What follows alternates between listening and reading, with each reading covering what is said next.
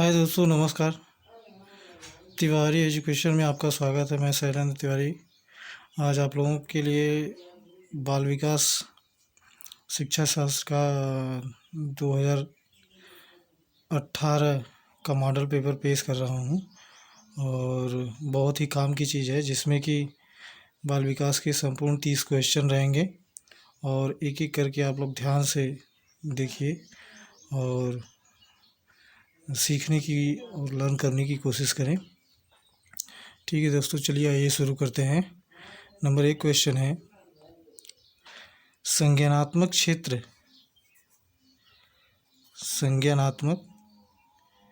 क्षेत्र का सही क्रम क्या है।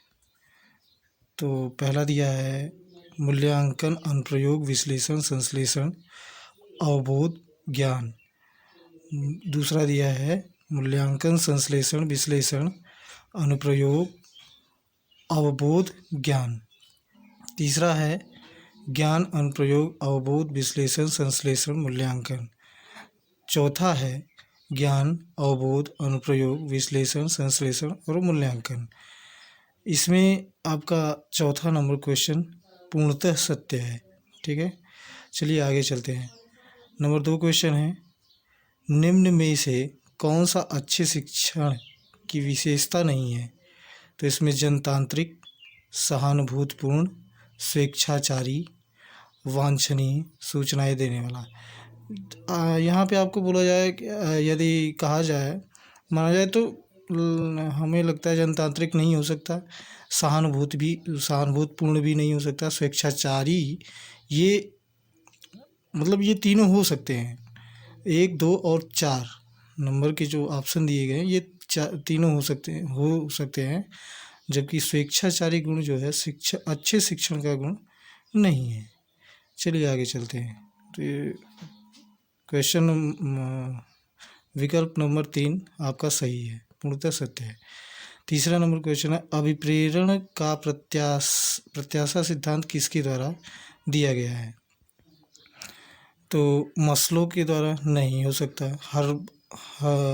हजरवर्ग के द्वारा नहीं हो सकता, और स्किनर के द्वारा नहीं है, विक्टर ब्रूम के द्वारा है। किसके द्वारा है?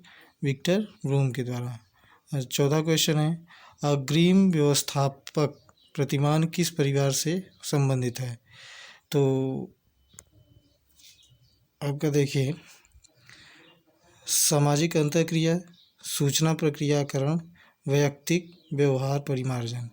जब इनमें से तीनों 1, 3 और 4 नहीं है, सूचना प्रक्रियाकरण ही है, यही सत्य है। चलिए आगे देखते हैं। पांचवा है, कौशलों के स्थानांतरण के लिए कौन सा उपयोगी है। तो आपका रेखीय अभिक्रम नहीं है, साखी अभिक्रम नहीं है, कौशल अंतरण एक गति है, न कि उद्देश्य है। ये बात सत्य है, कौशल अंतरण एक गति है, न कि उद्देश्य है। क्योंकि इसमें उद्देश्य पूछा गया है, स्थानांतरण के कौन सा उपयोगी है। तो कौशल अंतरण एक गति है, न कि उद्देश्य है, यही वाला सही है। और चौथा नंबर दिया तैयारी का अर्जन, ये नहीं हो सकता। अगला है, चलिए छठे क्वेश्चन पे चलते हैं। देखिए, निम्न में से कौन सा शिक्षण का सूत्र नहीं है। तो आपका देखिए, पहला अनिश्चित से निश्चित की ओर, ये हो ही नहीं सकता। दृश्य से अदृश्य की ओर नहीं, निगमन से आगमन की ओर, यह भी नहीं हो सकता। जब ये सरल से कठिन की ओर ही हो सकता है, ये शिक्षण का सूत्र है, बिल्कुल सत्य है। तीसरा नंबर, ठीक है। अच्छा, अगले चाहिए 7वां नंबर क्वेश्चन देखते हैं। 7वां नंबर, सूक्ष्म शिक्षण चक्र का प्रथम पद होता है। नंबर 1 है आपका शिक्षण, दूसरा है योजना बनाना, तीसरा है प्रतिपुष्टि, प्रस्तावना। इन तीनों में से ये शिक्षण, प्रतिपुष्टि, प्रस्तावना नहीं हो सकता, ये आपका योजना बनाना ही हो सकता है। ठीक है। 8वां देखिए, निम्न में से कौन सा अवबोध स्तर के शिक्षण में शामिल है। तो पहला है आपका अनुप्रयोग, तुलना, पृथक्करण, चौथा है अन्वेषण, यही है, यही सत्य है, चौथा अन्वेषण। ठीक है। अगला देखिए, 9वां क्वेश्चन, शैक्षिक सुधारों में प्रभावी विकेंद्रीकरण तभी संभव होगा जब, खंड ए है, जब खंड व संकुलन संदर्भ केंद्रों की भागीदारी बढ़े, स्थानीय संदर्भ व्यक्ति उपलब्ध हो, अध्यापकों के पास संसाधन और प्रासंगिक सामग्री भी मौजूद हो। सही उत्तर के लिए आपका कौन सा हो सकता है? ए बी तो नहीं हो सकता, बी सी नहीं हो सकता, ए सी नहीं हो सकता। इसमें आपका तीनों सही है, ए बी और सी। इस क्रम में आपका रहेगा ए बी और सी। चलिए आगे देखते हैं। आगे आपका 10वां नंबर क्वेश्चन है, एक छात्र पढ़ रहा है, उसका नाम लेकर किसी ने बुलाया। देखिए, उसका नाम लेकर किसी ने बुलाया, निम्न में से किस संवेदना द्वारा वह छात्र अपनी अनुक्रिया प्रकट करेगा? स्पर्श संवेदना नहीं हो सकता, दृष्टि संवेदना नहीं हो सकता, प्रत्यक्ष संवेदना नहीं हो सकता। कौन सा होगा? आपका ध्वनि संवेदना होगा। कौन सा होगा? ध्वनि संवेदना। चलिए आगे देखिए, 11 नंबर क्वेश्चन है, पियाजे के सिद्धांत के अनुसार प्रासंक्रियात्मक अवस्था की अवधि क्या है? पहला नंबर है आपका जन्म से 2 वर्ष नहीं, 4 से 8 वर्ष नहीं, 5 से 8 वर्ष नहीं, 2 से 7 वर्ष यही सत्य है।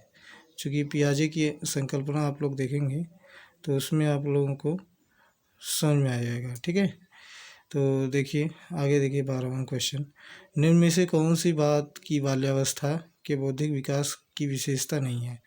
तो नंबर 1 है, विज्ञान की काल्पनिक कथाओं में अधिक रुचि नहीं हो सकता, बढ़ती हुई तार्किक शक्ति यह भी नहीं हो सकता, काल्पनिक भयों का अंत नहीं, भविष्य की योजना की सूझबूझ यह हो सकता है।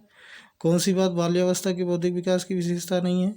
यह है भविष्य की योजना की सूझबूझ, ये बाल्यावस्था में नहीं होता। चलिए आगे देखते हैं 13वां नंबर क्वेश्चन। अच्छा, इनमें से कौन मनोवैज्ञानिक भाषा विकास से संबंध है? बीने, चॉम्स्की, पावलोव और मास्लो? नहीं, तीनों में से बीने, पावलोव और मास्लो नहीं है, बल्कि कौन है? ये आपका चॉम्स्की है। कौन है? चॉम्स्की। चलिए 14 नंबर क्वेश्चन, थॉर्नडाइक ने अपने सिद्धांत को किस शीर्षक से सिद्ध किया? तो ये संकेत अधिगम से नहीं किया, संज्ञानात्मक अधिगम से नहीं किया, स्थान अधिगम से नहीं किया, बल्कि किसे किया? एक अधिगम के प्रयास एवं भूल से। किसे किया? ये थॉर्नडाइक का नियम है, अधिगम के प्रयास एवं भूल से। चलिए 5वां देखिए, गिरोह अवस्था किस आयु वर्ग एवं विलंब विकास से संबंधित है? तो 3 से 6 वर्ष एवं भाषा नहीं, ये हो ही नहीं सकता। 16 से 19 वर्ष एवं नैतिकता नहीं हो सकता, 16 से 19 वर्ष एवं संज्ञानात्मक नहीं हो सकता, 8 से 10 वर्ष एवं समाजीकरण ये हो सकता है, 8 से 10 वर्ष एवं समाजीकरण। चलिए ठीक है दोस्तों। और